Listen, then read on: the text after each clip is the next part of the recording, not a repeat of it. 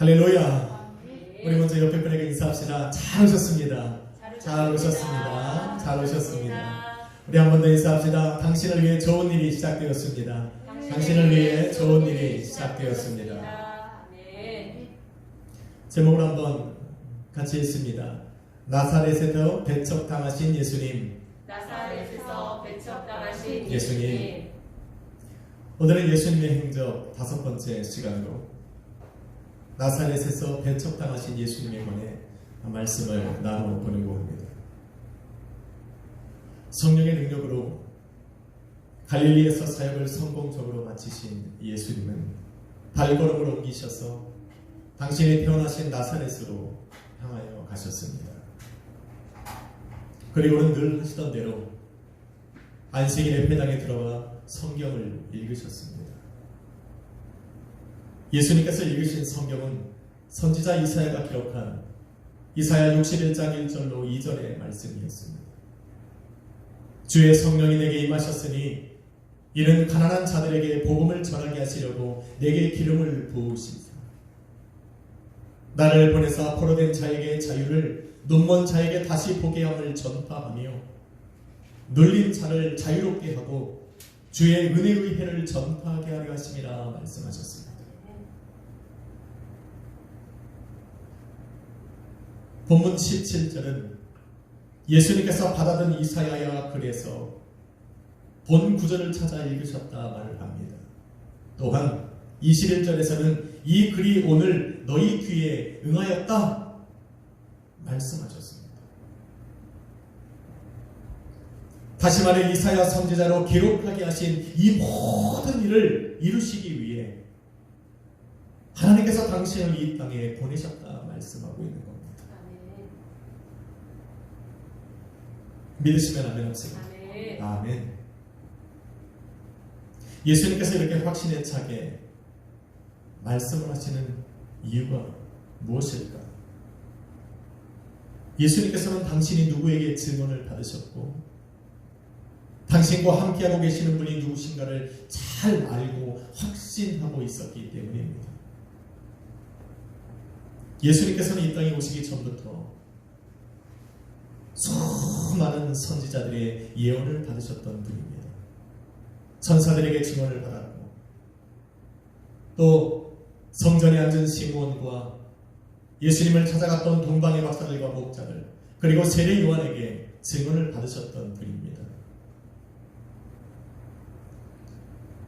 나아가서 하나님의 입에서 나오는 직접적인 증언으로 당신이 하나님의 아들이요 메시아요 그리스도라는 그 증거를 받으셨다. 바로 그 받으신 분이 예수님이라는 겁니다.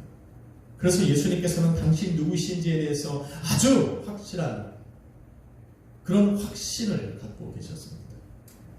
또한 누가복음은 주님께서 걸어가시는 곳마다 성령 하나님께서 함께 하셨고 성령께서 그 능력으로 예수님과 함께 역사에 가셨다 기록하고 있습니다. 그러기에 주님은 확실한 말로 당신을 증언하고 있는 거예요. 그 일이 이사야가 선포했던 예언했던 그 일이 지금 너희 귀에 응하였다라고 확실하게 담대하게 선포하실 수 있었다 말하는 겁니다. 저와 여러분은 누굽니까? 하나님의 자녀들입니다. 성경이 그것을 증거하고 있고 하나님께서 약속하셨고 그것을 이루기 위해 예수님께서 십자가에 못 박혀 죽으셨습니다. 저와 여러분은 그것을 믿음으로 고백했고 그래서 그런 확신이 여러분에게 있다면 오늘 예수님과 같이 우리도 누구 앞에 서든 어떠한 자리에 가든 우리가 하나님의 자녀가 되었다는 것을 확실하게 증언할 수 있는 것입니다. 한번 인사합시다. 당신은 하나님의 자녀입니다. 당신은 하나님의 자녀입니다. 아멘. 여러분 누가복음에는 예수님께서 갈릴리 사역을 마치신 후에 곧바로 나사렛으로 가셨다라고 기록을 하고 있습니다. 그런데 예수님께서 나사렛에 방문한 사건을 기록하고 있는 마가복음 6장과 마태복음 13장의 기록을 보면 예수님께서는 갈릴리를 떠나 나사렛 동네에 이르시기 전에 또 갈릴리 여러 지역과 다른 지역을 다니시면서 다수의 사람들에게 기적과 표적을 행하셨다라고 기록하고 있습니다. 더러운 귀신 들린 사람들을 고쳐주시고 나병 환자를 깨끗하게 하셨고 중풍병자와 손 많은 자들을 고치셨고 회당장 야이로의 딸과 12회를 혈육병으로 앓던 여인을 고쳐주신 사건을 마가복음과 마태복음은 기록하고 있습니다.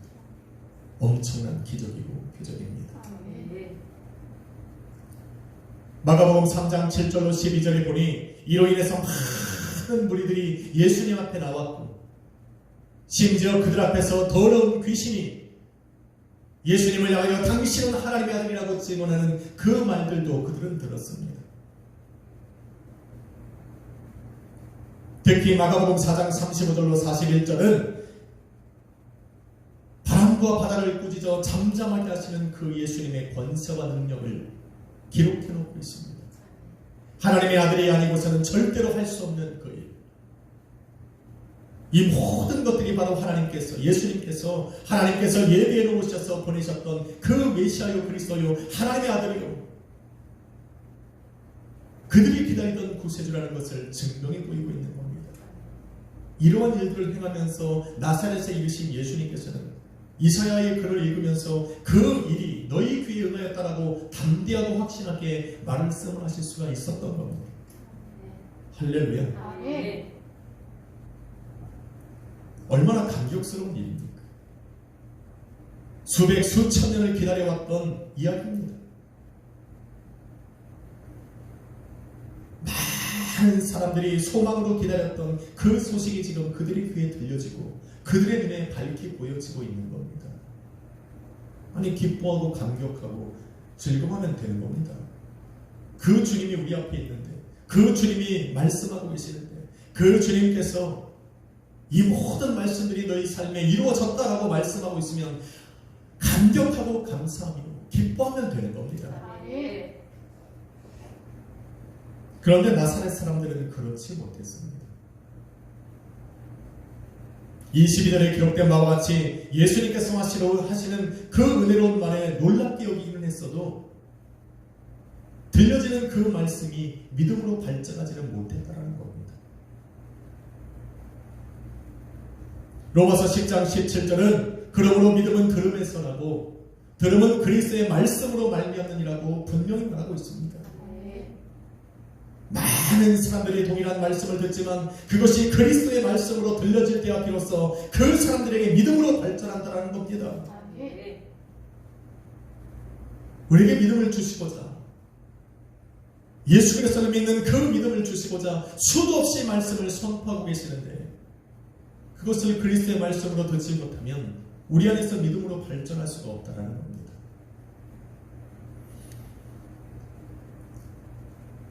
여러분은 지금 어떤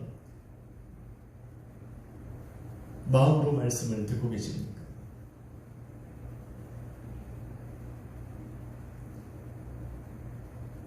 저는 그리스도라 말한 적이 없습니다.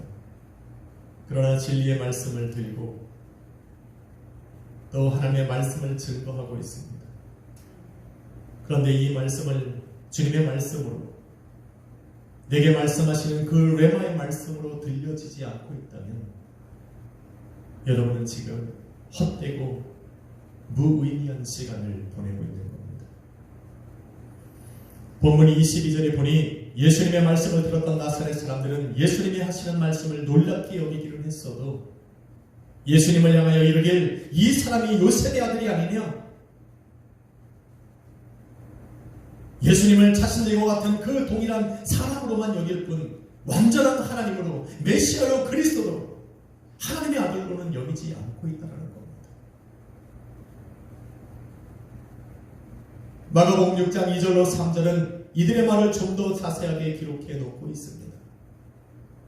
기록하기를 많은 사람이 듣고 놀라 이르되 이 사람이 어디서 이런 것을 얻었느냐? 이 사람이 받은 지혜와 그 손으로 이루어지는 이런 권능이 어찌 됨이냐? 이 사람이 마리아의 아들 목수가 아니냐?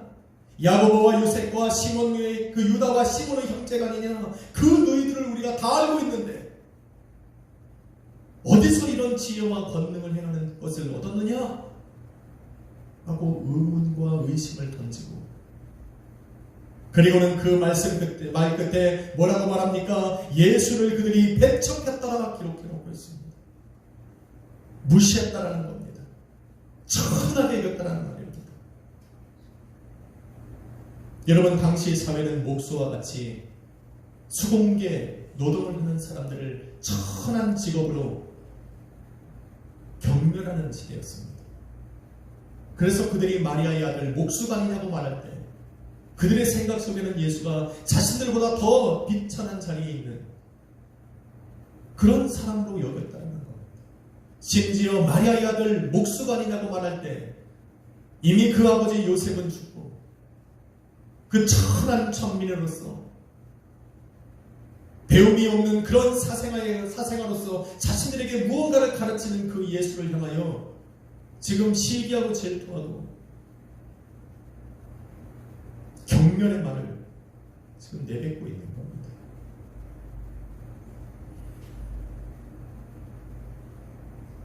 그들에게 지금 들려지는 예수님의 말씀은 어떻게 주님의 말씀으로, 그리스도의 말씀으로 받기를 기대하겠습니까? 그들에게 어떻게 예수님께서 세상지를 짊어지고 가는 하나님의 어린이라며 성령으로 세례를 주시는 하나님의 아들이요 심판의 주요 그리스도요 메시아라는 것을 믿을 것이라는 그 기대를 가질 수 있겠냐는 겁니다. 그럴 수 없습니다. 그러니 본문에서 예수님께서 이사야가 말했던 그 모든 일들이 자신을 통해 너희 가운데 이루어졌다는 그 말들을 이들이 그리스도의 말씀으로 받았다? 우리는 생각할 수도 없습니다.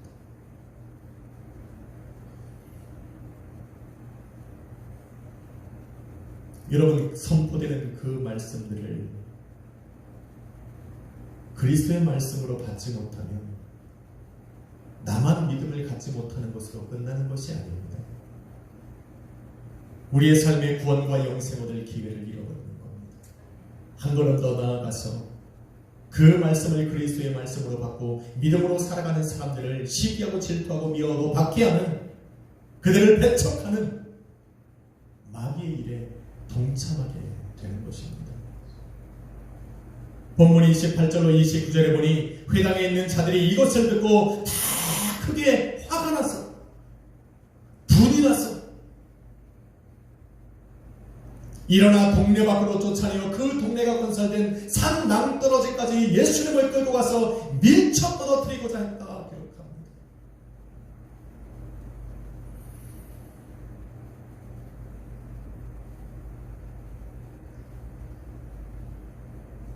이런 무지한 행동을 합니다. 이런 행동을 하는 이들이 광야에서 예수님을 시험했던 사탄과 무엇이 다릅니까?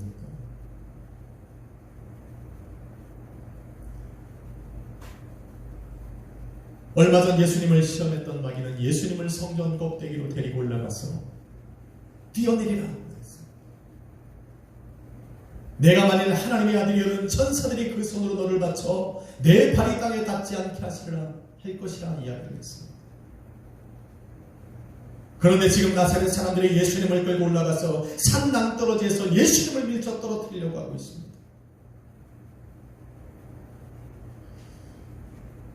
뭐가 다르냐는 겁니다. 그런데 예수님께서는 전혀 다르게 이들을 물리치셨습니다. 예수님 당신이 누구신지를 아는 사탄에게는 하나님의 권능의 말씀으로 이기셨고, 예수님이 누구신지를 모르는 그 사람들에게는 하늘의 신비로운 그 권능과 권세와 능력으로 그들을 이기셨습니다. 30절에 보니 예수께서 그들 가운데로 지나가시더라 말씀합니다. 예수님께서 자신을 죽이려고 모여있어 낭떠러지에서 밀쳐 떨어뜨리려고 하는 그 분이 가득했던 그 사람들 가운데로 예수님께서는 그냥 지나가신 겁니다. 잠시 전까지 분을 바라며 예수님을 죽이려고 붙잡아서 동네 밖으로 끌고 가고, 예수님을 저 산꼭대기 낭떠러지 끝까지 몰고 가서 그곳에서 당장이라도 밀어 떨어뜨릴 것 같았던 그 분에 가득 가득 찬 사람들 사이로 예수님은 당당하게 걸어가시는 것입니다. 그런데 그 누구 하나도 예수님을 막는 사람이 없습니다. 더 자세하게 말하면 그들 가운데로 지나가시는 예수님을 막을 수 있는 사람들이 없었습니다. 본문에는 기록되어 있지 않지만 누가복음에는 분명히 예수님의 걸음을 인도하시는 분이 성령이요 예수님과 함께 역사하시는 분이 성령이라고 밝히 말하고 있습니다. 그러게 예수님을 죽이려 했던 자들은 성령의 능력 앞에 예수님의 그 권세와 능력 앞에 자신들이 원하는 것을 할 수 못한 것입니다. 자신들이 품었던 그 어떤 것도 예수님에게 행하지 못했던 겁니다. 여러분, 성령이 역사하기 시작하면 세상은 감당하지 못합니다. 하나님이 한번 개입하신 그 일에 세상은 잠잠할 수밖에 없습니다. 이것이 바로 믿는 자들의 힘이고 능력입니다. 믿으시면 아멘 합시다. 아멘. 이것은 예수님에게만 적용되는 것이 절대로 아닙니다. 예수 그리스도를 믿는 성도들은 예수 그리스도를 믿는 믿음으로 말미암아 성령을 선물로 받았고 우리를 찾아오신 성령께서는 성도들 안에 내주하시며 권세와 능력으로 역사하시는 분이십니다. 예수님과 함께 동행하셨던 그 성령께서는 성도들이 가는 걸음마다 동행하셨고 심지어는 당신이 원하시고 예수님께서 기뻐하시는 그곳으로 성도의 삶을 인도해 가시는 분이 성령이십니다. 그러니 세상과 마귀와 죄의 권세 앞에 좀 성도는 당당해야 됩니다. 위기의 순간에서 오히려 그들 가운데로 당당히 걸어가신 예수님을 본받아서 우리는 우리를 무너뜨리는 죽이려고 달려드는 핍박하고 미워하는 그 세상 앞에서 좀 고개를 들고 좀 당당하게 걸어가야 됩니다. 하나님께서 허락하지 않는 한 성도의 삶과 가정과 교회를 무너뜨릴 수 있는 것은 그 어느 것도 없습니다. 성도가 미리 겁먹고 두려워서 뒷걸음치지만 않으면 성도는 세상을 이기고 마귀와 죄의 권세를 능히 이기고 감당할 만한 능력이 있는 사람들입니다. 다윗이 이야기한 대로 주는 나의 힘이요 그러니까 좀 죽으라고 박처럼 항상 이러고 있지 좀 말고 좀 힘들고 어려움이 다가오면 더 좀 가슴을 펴고 주님 앞에 기도하면서 쫙 앞으로 나가시는 그런 담대한 성도들이 되시길 주님의 이름으로 축원합니다. 그런데 성경을 읽다 보면 질문 하나가 생깁니다. 예수님은 나사렛에서 이러한 일들이 일어날 것을 알면서도 왜 굳이 나사렛으로 가셨을까?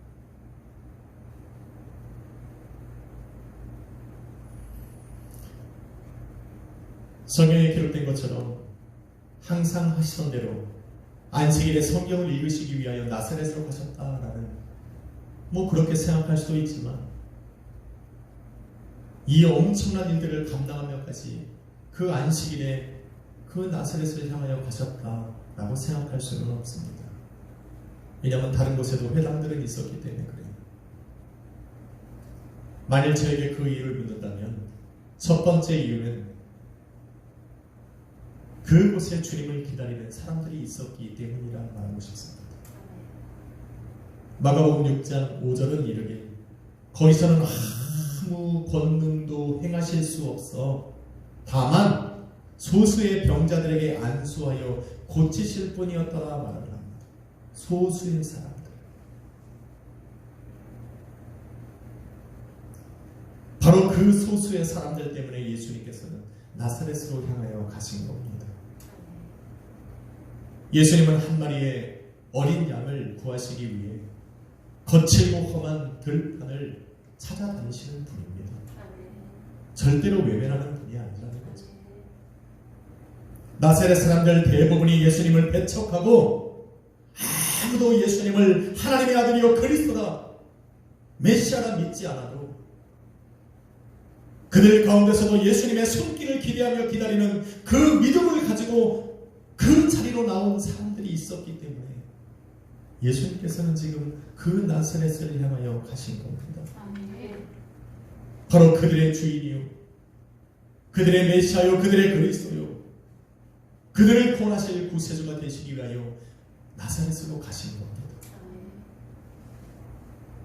그래서 자기 양을 찾으신 겁니다. 할렐루야. 주님의 이 일은, 주님의 복음을 들고 전하고 하나님의 사랑을 세상 가운데 전하는 저와 여러분이 가야 할 곳을 알려주고 있는 겁니다. 성령은 복음을 삼하고 기다리는 사람들에게 저와 여러분의 발걸음을 이끌어 갑니다. 이곳은 절대로 구원받는 자가 일어날 수 없고 복음의 역사가 일어날 수 없다고 생각한 바로 그곳에 주의 복음을 기다리며 믿음으로 소망하고 있는 사람이 있다면 성령은 우리를 이끌어 그곳으로 보내는 겁니다. 할렐루야. 그곳이 바로 여러분이 머물고 있는 바로 그 자리입니다. 여러분의 가정과 직장일 수 있고 여러분의 삶의 터전일 수 있고 우리 약속의 교회가 세워진 이 지역일 수 있고 우리가 기도하는 그 지역이 그럴 수 있습니다. 두 번째 이유는 기록된 말씀을 이루시기 위함입니다. 마태복음 4장 14절은 예수님께서 갈릴리로 물러가셨다가 나사렛을 지나 가버나움에 가시는 것이 선지자 이사야를 통하여 하신 말씀을 이루려 하심이라 말씀합니다. 말씀에 순종하며 주님의 뜻을 이루며 사는 사람들은 자신이 좋아하고 원하고 기뻐하는 곳으로만 갈 수는 없습니다. 주님이 가라 하신 그곳에서 누가 나를 기다리고 어떠한 일이 나를 기다릴지 알고 있어도 심지어 그 일이 내 삶을 얼마나 힘들고 고되게 한다 할지라도 주님이 가라 하면 그곳으로 가는 것이 성도 사명자입니다.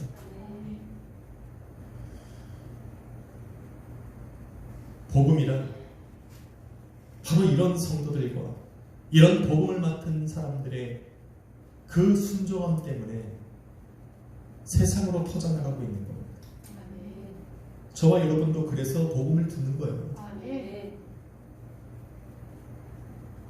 저와 여러분이 하늘에서 떨어지는 그 주님의 음성을 듣고 예수님을 믿었다 생각하십니까? 아니요. 예수님을 알지 못하고 죄에 사로잡혀 악인처럼 살아가는 그 사람들에게 복음을 들고 찾아온 사람들이 있었기 때문에 지금 저와 여러분이 복음을 듣고 있는 겁니다. 수많은 사람들이 말렸습니다. 그곳으로 가면 너는 죽임을 당할 것이다 라고 수많은 사람들이 말리고 가지 말라 붙잡는 사람들이 많았지만 복음을 들고 로마로 왔던 바울이 그런 사람입니다.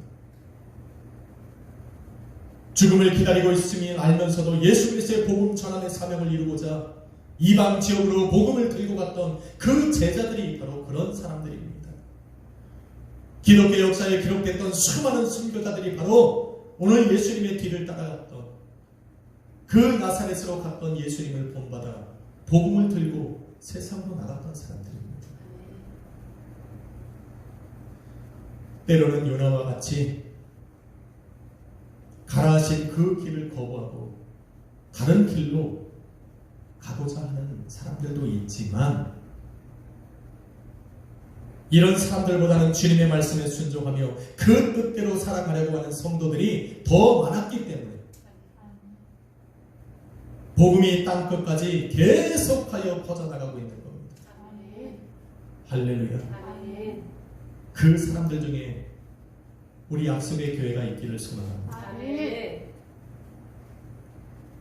한번 인사합시다. 우리도 동참합시다. 우리도 동참합시다. 아멘. 마지막 세 번째 이유를 찾자면 제자들을 위해서 나사렛으로 가신 겁니다. 마가복음은 예수님의 나사렛 사건 다음으로 바로 12제자를 파송하는 일을 기록해놓고 있습니다. 12명의 제자들은 예수님과 함께 나사렛에 갔던 사람들입니다. 그리고는 나사렛에서 나사렛 사람들이 예수님에게 행했던 그 모든 것을 다 바라봤던 사람들입니다. 그러나 자신을 죽이려고 했던 그 나사렛 사람들을 권세와 능력으로 당당히 이겨나가시는 예수님의 모습 또한 본 사람들이 제자들입니다. 예수님은 이런 제자들을 불러 모으시고 돌식장을 지어 각 동네와 마을로 보내시면서 더러운 귀신을 제압할 수 있는 권능을 주셨다 기록하고 있습니다. 그리고는 그들에게 말씀하시기를 너희를 영접하지 아니하거나 너희 말을 듣지 않는 자들에게는 너희 발에 있는 먼지를 털어버리고 그들에게 증거로 삼으라 말씀하셨습니다.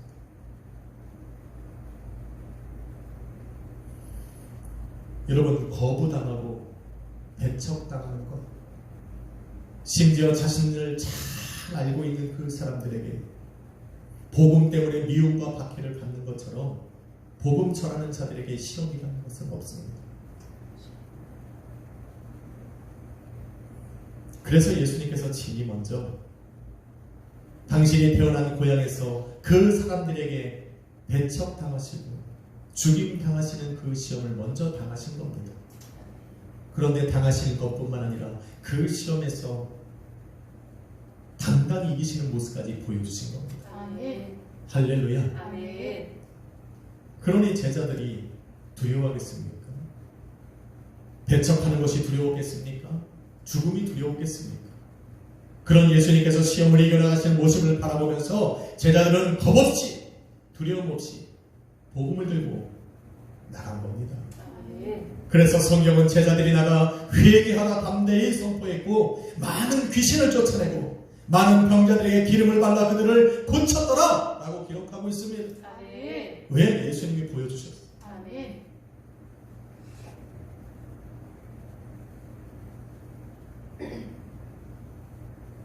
우리도 할 수 있습니다. 아멘. 예수님이 이기셨고 제자들이 이겼고 수많은 선자들이 이겼고 아멘. 그러면 우리도 이길 수 있는 겁니다. 아멘. 그러니 이 믿음 갖고 우리도 해보자는 거예요. 아멘. 성령은 주님의 역사를 기대하며 기다리는 소수의 사람들이 있는 곳으로 제자를 인도해 갔습니다. 만일 예수님의 이 나사렛 사건이 없었다면 제자들은 망설이고 두려워했을 거예요. 만일 나사렛 사람들에게서 예수님께서 승리하지 않으셨다면 제자들은 자신들이 거하고 있는 그 마을로 가지 못했을 겁니다. 그런데 이들은 예수님께서 가라하신 곳으로 담대히 갔고 그곳에서 주님께서 주신 권능을 행하고 그 성령의 열매를 눈으로 보게 된 겁니다. 아멘. 저와 여러분도 보게 될 줄로 믿습니다. 아멘. 이렇게 예수님의 나사렛 사역은 끝이 납니다. 여러분, 나사렛 사람들은 목수였던 예수를 쫓아내었다 생각하고 있지만 이들은 자신들을 구원할 유일한 구세주를 잃어버린 겁니다. 자신들의 죄를 대신 짊어지실 하나님의 어린 양을 잃어버린 것이요 마지막 심판의 자리에서 자신들을 의롭다 부르실 심판의 주를 잃어버린 겁니다. 영원한 천국에서 영원히 왕노릇할 수 있도록 자신들을 세워주실 그 하나님의 아들을 잃어버린 겁니다. 나아가서 자신들을 가난에서 건져내고 죄에 사로잡힌 자신들을 자유하게 하실 분을 잃어버린 것이고 눈보러 볼 수 없는 자신들을 보게 하시고 눌린 그 자신들을 자유롭게 하실 수 있는 유일한 삶의 주인을 그들은 잃어버린 겁니다. 이 모든 시작이 바로 들려지는 그 말씀을 그리스도의 말씀으로 듣지 못한 데에서부터 시작됩니다. 여러분, 말씀을 들을 때 그리스도의 말씀으로 들으십시오. 아멘. 또한 여러분이 매일 예배를 통해서 읽어나가는 그 모든 말씀을 나와 나의 가정 속에 말하고 있는 그 레마의 말씀, 내게 주시는 그 하나님의 말씀으로 읽어나가야 합니다. 아멘. 그래야 오늘 본문의 기적 같은 이 일들이 여러분의 삶에 일어나는 겁니다. 아멘. 사랑하는 성도 여러분, 히브리서 4장 7절은 오늘날 너희가 그의 음성을 듣거든 너희 마음을 강팍하게 하지 말라 말합니다. 마음을 강팍하게 하고 말씀을 듣는다는 것은 주님의 말씀을 세상의 소리로 듣지 말라는 겁니다. 인간의 말이나 교훈으로 듣지 말라는 겁니다. 주님의 말씀을 인간의 소리로 들었던 나사렛 사람들과 같이 너희 마음을 강팍하게 하지 말라는 겁니다. 누군가에는 그 말씀이 생명이요 치유요 자유요 평안이 되고 구원과 영생과 믿음과 용서와 사랑이 될 때 그 마음을 강팍하게 하고 인간의 소리로 듣고 있는 그 사람들에게는 저주와 심판의 말씀이 되고 마귀의 일에 동참하게 하는 통로가 될 뿐이다 지금 이야기하고 있는 겁니다.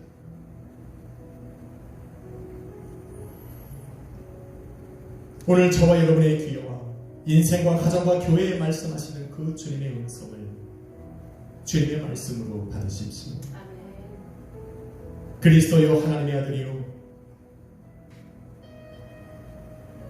메시아요 구세주로 찾아오신 예수님을 여러분 기쁨과 감사로 영접하십시오. 오늘 본문에 선포하신 그 말씀들이 저와 여러분의 인생과 가정과 교회에 시작될 것입니다.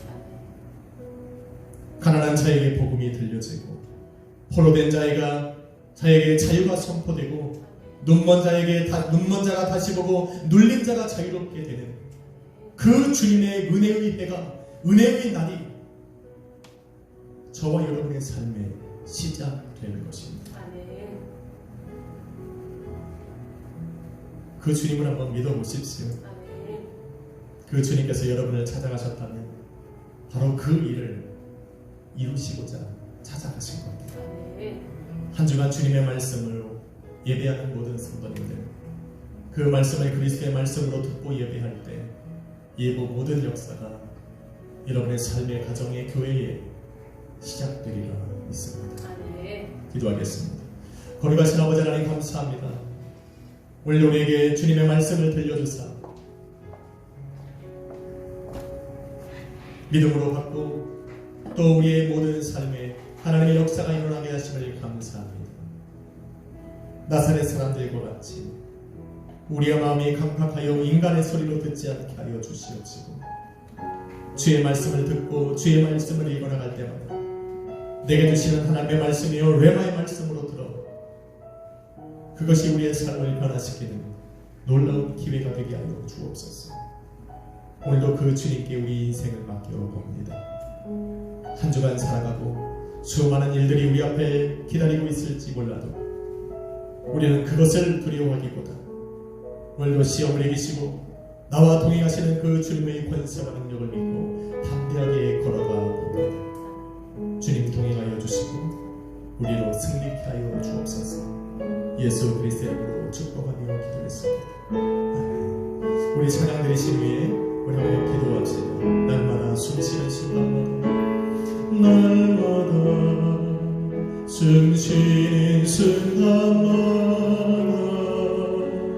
내 앞에 어려운 일 보내 주님 앞에 이 몸을 맡길 때 슬픔 없네 두려움 없네 주님의 그 자비로운 손길 항상 좋은 것 주시도다 사랑스레 아픔과 기쁨 수고와 영원한 시름 날마다 주님 내 곁에 계셔 자비로 날 감싸 주시네 주님 앞에 이 몸을 맡길 때 힘주시네 위로 멈추네 우리 나를 펼매하시사 항상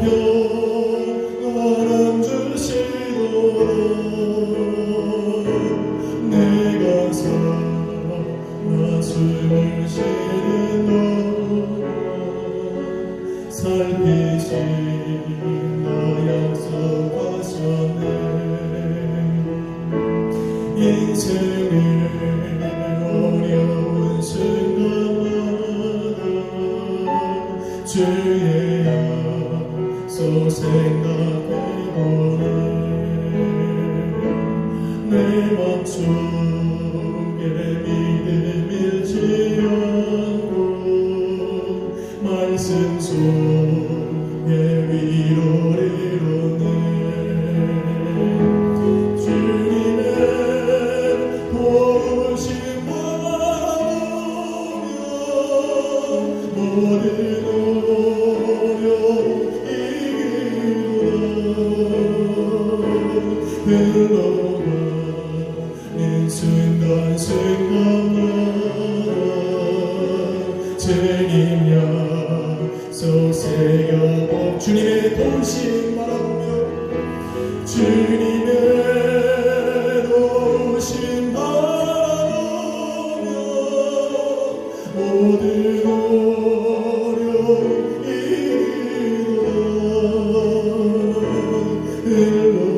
흘러가는 순간 순간마다 주님 약속 새겨봅니다. 여러분이 제가 한번 기도합시다. 아버지 한 주간 우리의 가정을 지켜주시고 아버지 우리의 삶을 지켜주시다 승리하게 하여 주옵소서. 주여 한번 우리 박수로 기도하며 나갑시다. 주여.